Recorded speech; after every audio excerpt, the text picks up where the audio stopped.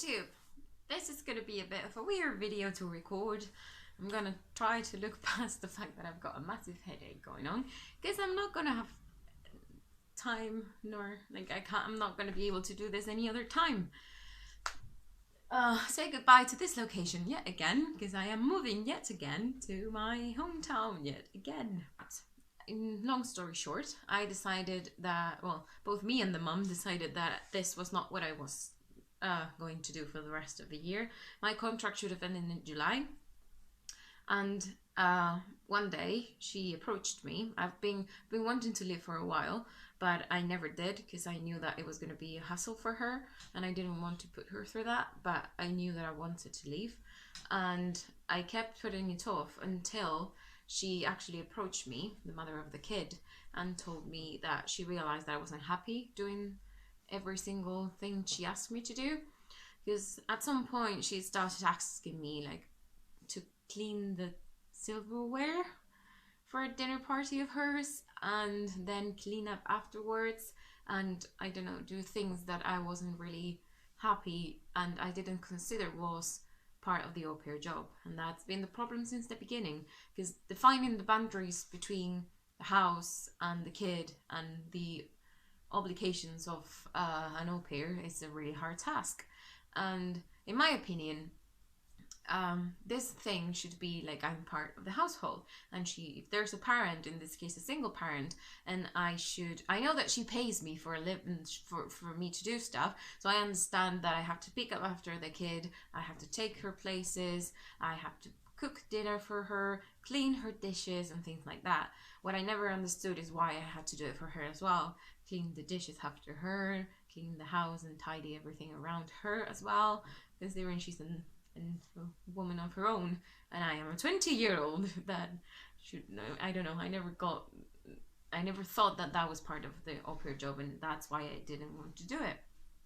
And also that everything was by default falling to me. Like, if someone has to do the bins, it's me. If someone has to do the dishes, it's me. And it's all because she's paying me. Now, I know it's a hard equilibrium to have, but at the same time, yes, you're paying me, but I am a human being, and one that's used to sharing a household, which means that if I cook, you clean. Maybe not every day, but if you cook, I clean, things like that.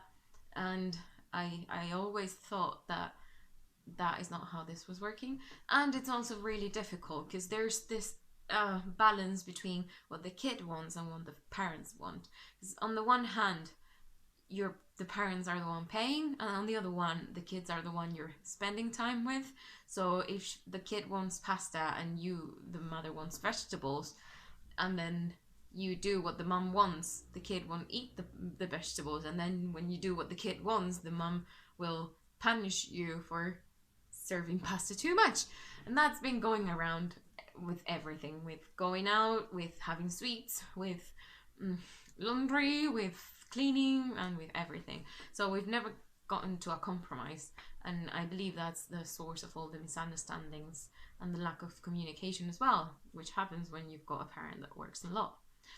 So in short, long story short, I realized that not only did I not like how this was set up, I also didn't think I was ready to do and like change families, for example, because it's gonna be all over again, the same thing, maybe with different variables, because maybe the kids would be younger, things like that, but still it's always going to be the same issue. So I thought I was going to, the plan here was to stop working and then go to work at Waterstones at full time, because I got a job at Waterstones, which Selfridges wasn't very pleased about, but still I resigned from Selfridges and got myself a job at the Waterstones. I got myself a flat that didn't turn out that well, and in the end the flat fell through. And when I looked inside, I realized that what I really want to do is go home for a while and rest.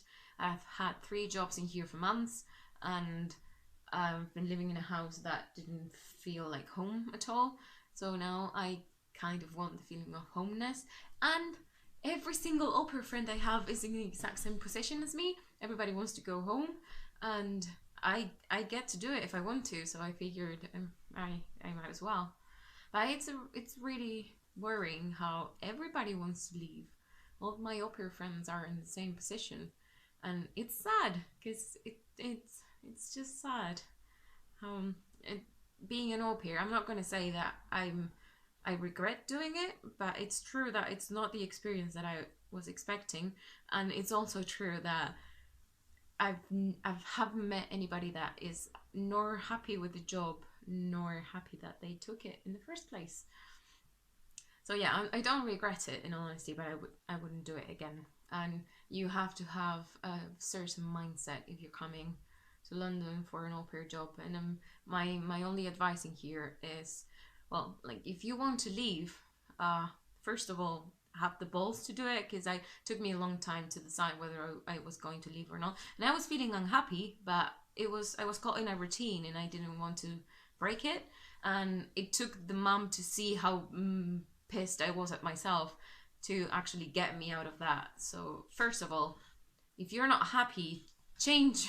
Just change. You can go home, you can do a new job, you can do a new au pair job, but just don't stay where you're not happy, because life's short. And I mean, even I got burned after trying to find a flat, but still I would never go back in time and change that, because that would mean that I would have to stay here longer, and I really don't want to. I remember doing this, like this, not this, but something, the Edinburgh version of this, and holy shit, how things change within years. Because when I left Edinburgh, I was extremely sad, and it was really hard to go back home. This time is the other way around. I have decided, because I guess because this time I've decided that I'm leaving instead of being pushed.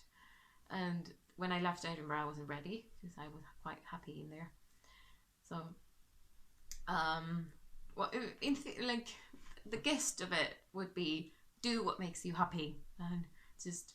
If you're trapped at home, leave. You never know what you're gonna find. Like I never knew I could get 3 jobs in here, and I was gonna get a full-time Waterstones position, and I came to be an au pair, so like I never thought this was gonna happen.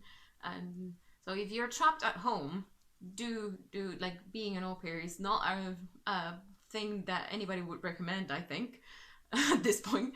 But still, you never know what life's gonna throw at you. And the other way around, if you're an au pair and you're in the same position as me and don't want to leave for silly reasons and not for proper ones, then just give them the keys and leave.